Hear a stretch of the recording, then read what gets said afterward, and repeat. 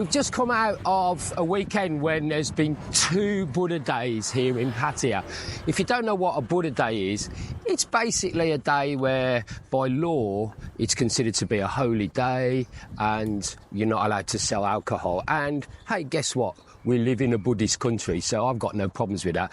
I just closed the bar. And I always tell the staff the same little joke. I don't know if they realise this and they just laugh along every time, I'm not sure. But I always tell the staff, I say, now we close tomorrow, it's a Buddha day.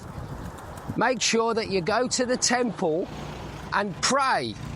And don't go on the beach with a bottle of beer or a bottle of Sangsom and drink. Because if you do go to a beach on a Buddha day here in Pattaya, you will see a lot of people that probably should be working in bars and nightclubs and stuff like that.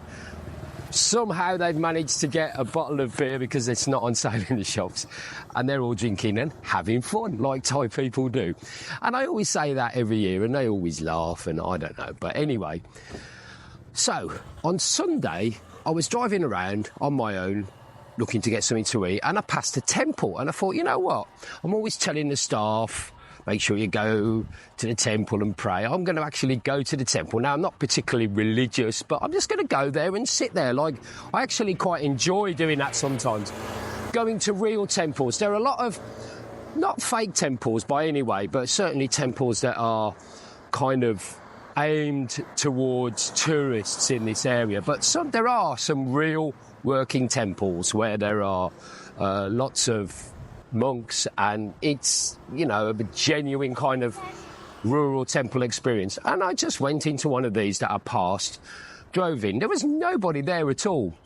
And I just sat in front of the big Buddha and just looked up at the big Buddha and just was in the moment and feeling my breath. And yeah, I just enjoyed myself and just contemplated and just concentrated on nothing for about 5 minutes or so. Took a photo and then put the photo in the staff line group. Oh, look at me, I'm being good boss, I go to temple and everything. Didn't get much of a response. So anyway, I went to get something to eat. And when I was sitting down and having that meal, I was scrolling through Facebook, as we sometimes do. And what is there?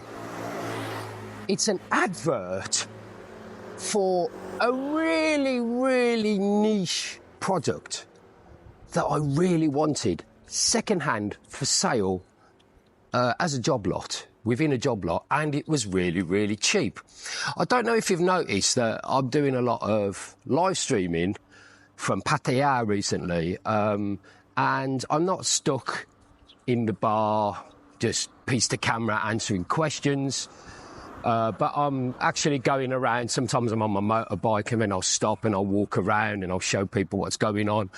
And this sort of live streaming has got a name. It's called IRL, or in real live streaming. It's not particularly popular on YouTube, but it's very popular on other social medias like Twitch. And you know what? I started doing it, and I really enjoy doing those live streams. And sometimes in social media, look, I do an awful lot. I do these videos and I do live streams and stuff, and I produce live streams for the girls that help them. And sometimes it's a bit of a chore. Not all the time, don't get me wrong, but every now and then I have to wake up, go to the bar late at night, do a live stream. It's a little bit of a chore, but I really enjoy just getting on my bike or just walking around and showing everybody live what's going on and getting feedback from people that are watching. And they're not the most popular live streams by any amount, but I enjoy doing them. And it takes me back to maybe 10, 20 years, well, yeah, 20 years ago, even 30 years ago, when I used to be on the radio, and I'm sitting in a radio studio. This is pre-internet days, and the phone rings and a listener will ask me for a request, or just be a bit lonely and just want to chat or whatever, or ask me what the name of the record is I'm playing. And it just takes me back to those days, you know, the two-way conversation in broadcasting, if that's what you want to call it. And I think it's great, and I really, really can't tell you how much I enjoy doing those streams, but they are quite technical. And why am I telling you this all of a sudden? Well, this thing that I saw on Facebook was it was basically a guy who was selling his live stream setup. He'd been doing IRL streaming on other platforms, didn't quite work out. He then ended up in Bangkok, and he was running a hostel, or he bought a hostel, I'm not sure. And it's a nice place. I might actually feature it in a video one time. It's right by the Khao Road. And he was selling all his stuff, but his stuff was top notch, and there was this encoder in that package. Don't worry, I'm coming around to a story. It's not getting that boring. There was an encoder in that stuff he was selling that I really, really wanted, and I'd been wanting for a long time, but it was quite expensive. And anyway, I thought, this is a message. This is a message from Buddha, right? Even though I know that the Buddhist language doesn't have a God like other religions do or whatever, but I says, this is a message. I've gone there. I don't usually go to do anything kind of even remotely religious. I've done something, and then I've gone and sat down, and here's this thing, this niche thing that you never see advertised anywhere, for sale second-hand. So, next day, I went down, and it was a lot of money, to be honest, to buy all these things. There's a lot of things in this sort of job lot that I didn't really want, but I bought it anyway because I wanted that encoder.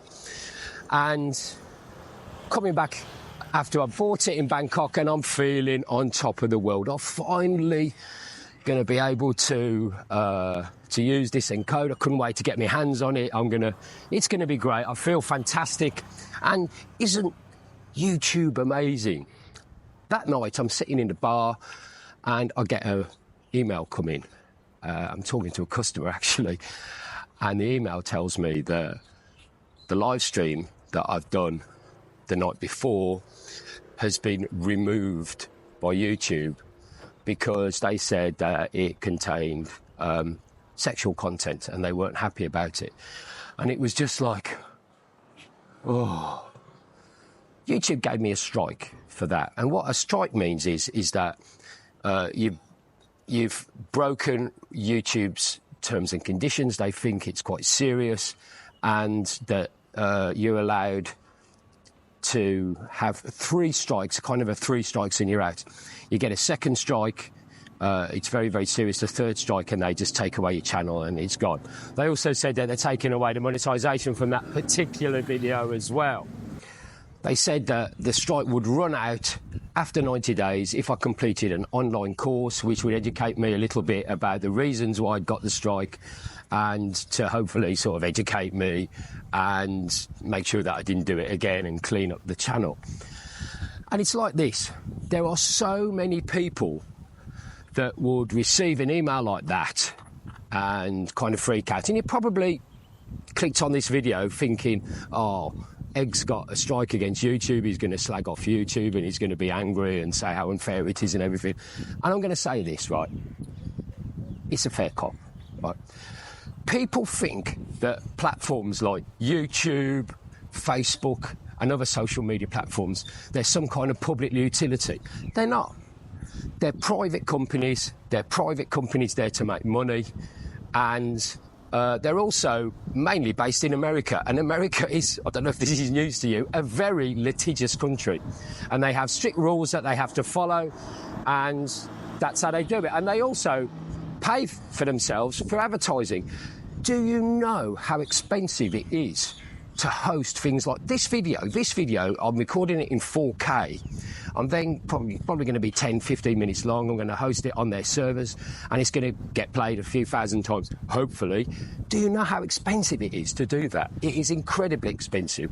And they sell advertising to do that, and the advertisers can say what sort of stuff they want and they don't want associated with their brands that they put in between the videos.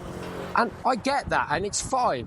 And do you know what? If we're talking about money and YouTube, how much has this channel helped me? Not just me in my business, but also me personally. I walk down the street in Pattaya and I get people waving at me and shaking my hand and telling me that they enjoy the channel and they want a selfie or whatever.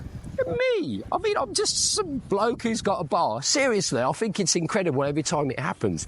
And not only that, there are staff in my bar that have done live streams, and from that they have found themselves in a relationship with people that have seen them online, and they have sometimes gone on to move to different countries, and their lives have completely changed because of this social media. So I'm damned if I'm going to come here and start slagging it off. Yes, I see other YouTube channels that do far worse things than I have done, and I get that, but that's not the point. YouTube has completely transformed my life, my business. I came out of COVID. COVID was terrible for me. I lost a lot of money in COVID, but I had people that connected with me and helped me through COVID. And I'll be forever grateful for those people. But the fact that they knew about me was through YouTube. YouTube have helped me immeasurably. I can't tell you how much better my business is because of the exposure that I get off YouTube. Yes, I provide content for them and I work very hard, but I'm grateful to them. I understand that I sign up to their terms and conditions and I have to follow the law. Is that like, am I being a sheep? Am I just letting myself be bullied around by the big media and all that, the mainstream media? Well, if so, then so be it. To be honest, I don't really care. I am on their platform and I play by their rules, and I'm quite happy to do that. So, yes, I got a strike. You might see a little bit of a change to some of the content on the channel. It might look different. And I think it's really ironic. I invested a lot of money in a little bit of a toy for me to help me on YouTube. I was feeling ecstatic. And then a huge thump back to earth, bubble burst. I could, there is a threat that I could lose my channel. And I've always actually thought about what would happen if I did lose my channel. And I have got a plan B in there. So I'm not angry at YouTube. I understand. I don't particularly think it's fair, but I'm cool with it. And I'm going to say, okay, we'll try and change things around. But YouTube, this is not me being a creep. It's just I've always wanted to say this, and it just so happens that I've got the opportunity to say it now. Thank you for everything you've done for me, for my staff, and for my business. You've been amazing for me. Thank you very much. Just walked down to the bottom of Soi 4 Pattaya. There's a dog there. I don't do dogs very well. I'm just going to show you this amazing beach at the bottom here. If you would like more of this sort of content, we have a members area of this channel, and it starts at just £2 a month. And I was telling you about those live streams that I do. Those live streams are very technically quite difficult, and they're actually quite expensive as well. We can sometimes broadcast in 4K from all over this town. It's quite amazing, really. And that costs money. That costs about $200 every month, just on software and data charges and stuff like that. So if you want to join the channel from just £2 a month, get extra content and extra live streams, then that will be great, and you'll also help pay for the channel itself. Thank you for watching, folks. I do really appreciate it. Don't forget to like and become a member of the channel if that's what you do. But for me, Mr. Egg here on the beach in Pattaya, thank you very much for watching and take care. Bye-bye.